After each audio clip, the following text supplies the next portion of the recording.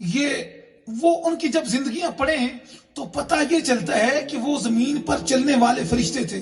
شیخ شرف الدین رحمت اللہ تعالی علیہ، ان کا ایک مرید ہمیشہ ان کے پاس آ کے دعا کرواتا کہ حضور دعا کریں، میری 5 بچیاں ہیں، جوان ہیں، ان کی شادی کا اہتمام ہو جائے، میرے پاس کچھ نہیں ہے، جو محنت مزدوری کرتا ہوں اس سے صرف پیٹ چلتا ہے. اور اس کا ہمسایہ ایک عیسائی تھا، اور وہ ہر روز کہتا تو کدھر اس بابے کے پاس چلا جاتا ہے جس کا اپنا آستانہ چندے پہ چلتا ہے، جس کا مسجد اپنی چندے پہ چلتی ہے، مدرسہ اپنا چندے پہ چلتا ہے، تجھے وہ کیا دے گا؟ وہ مرید اس کو کہتا ارے تجھے نہیں پتا میرے پیر و مرشد کا، وہ بڑے عظیم ہیں اور ان کا بس چلے تو میری بچیوں کی شادی کر دیں، لیکن تو میرے پیر و مرشد کی بے ادبی نہ کیا کر. وہ ایک دوسرے کا گریبان پکڑ لیا اور اس نے کہا تو اپنے پیر و مرشد کا کہتا ہے نا، اس کو بول آ کے میرے ساتھ کام کرے، میرے جانوروں کی خدمت کرے، اور میں اس کو 5000 درہم دیتا ہوں اور وہ تیری بچیوں کی شادی کر دے. یہ بات چلتے چلتے شیخ شرف الدین تک پہنچی. آج کے پیروں کی طرح وہ نہ تھے کہ پیر کی ہمیشہ نظر مرید کی جیب پر ہوتی ہے. کوئی پیر تھوڑا پیسے والا ہے، اس کی عزت بھی بڑی ہے، اس کو اپنے ساتھ بٹھایا جاتا ہے اور اس کے لیے پتہ نہیں کیا کیا القابات دیے جاتے ہیں، جی جی ہاں ہاں، اور سارا ٹبر ان کی خدمت میں لگ جاتا ہے. لیکن نہیں، وہ شیخ شرف الدین جس وقت ان تک بات پہنچی نا، انہوں نے اپنی چادر سر پر لی اور اس عیسائی کے دروازے پر پہنچ گئے.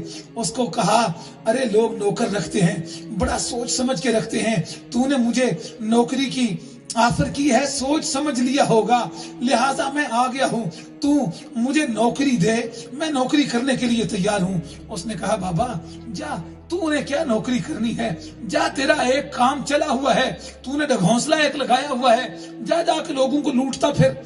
اس نے کہا نہیں، میں اب تو نے جو آفر کی ہے اس پر میں سوچ کے آیا ہوں اور میں قائم ہوں. اس نے کہا اگر ایسا ہے تو میرے ساتھ کنٹریکٹ کرنا پڑے گا. اس نے ڈرایا. آپ نے کہا میں کنٹریکٹ کرنے کے لیے تیار ہوں. اس نے کہا خط بندگی کے لیے قاضی کے پاس جانا ہے. آج کل کنٹریکٹ کرنے کے لیے وکیلوں کے پاس جاتے ہیں. آپ قاضی کے پاس پہنچ گئے اور وہاں جا کے اس کے ساتھ خط بندگی کر لیا اور اس نے 5000 درہم دیے اور آپ نے وہ درہم لے کر اس مرید کو دیے. کہا بیٹا جا بیٹیوں کی شادی کر. وہ کہنے لگا حضور آپ یہ کیا کر رہے ہیں، آپ میرے لیے کام کریں گے؟ نہیں، میں نہیں، یہ سوچ بھی نہیں سکتا. آپ نے کہا نہیں، وہ میری بیٹیاں ہیں، تو میرا بیٹا ہے، ان کی شادی کر اور میں اس کا کام کروں گا. آپ اس کے کام میں لگ گئے، اس کے مویشیوں کی خدمت کر رہے ہیں، ان کو چارہ ڈال رہے ہیں.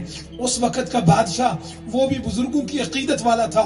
جس وقت اسے پتا چلا وہ ان کے پاس شیخ شرف الدین کے پاس حاضر ہوا اور 10,000 درہم لے کر آ گیا آپ کی خدمت میں. کہتا ہے اس عیسائی کو یہ واپس کریں، آپ جو اللہ اللہ کر رہے ہیں، لوگوں کی رہنمائی کر رہے ہیں، آپ کا یہ کام ہے، چھوڑیں اس کو، وہ عیسائی ہے اور آپ اس کو واپس کریں. آپ نے کہا تو آیا ہے نا، اگر تو نے ہدیہ دینا ہے تو ٹھیک ہے، لیکن یہ کنڈیشن نہ لگا، تیری کنڈیشنز اور تیری شرائط کی مجھے ضرورت نہیں ہے. وہ پیسے دے کے خدمت کر کے چلا گیا. آپ جب صبح نماز کے لیے گئے، ناظرین مسجد میں اعلان کیا ارے میرے پاس اور پیسے آئے ہیں، جس کی بچی شادی کے لیے رہتی ہے آؤ پیسے لے جاؤ. ان کو ظہر تک وہ 10,000 درہم بھی آپ نے تقسیم کر دیا اور پھر ظہر کے بعد اس کے مویشیوں کا چارہ کاٹ رہے ہیں. اور اس عیسائی کو جب یہ بات پہنچی کہ یہ پیسے آئے تھے مجھے دے کے جان نہیں چھڑائی، تو وہ آپ کے پاس چلا گیا اور جا کے کہتا ہے اے شیخ میں نے سنا ہے کہ تو پیسے ہونے کے باوجود مجھ سے جان نہیں چھڑائی.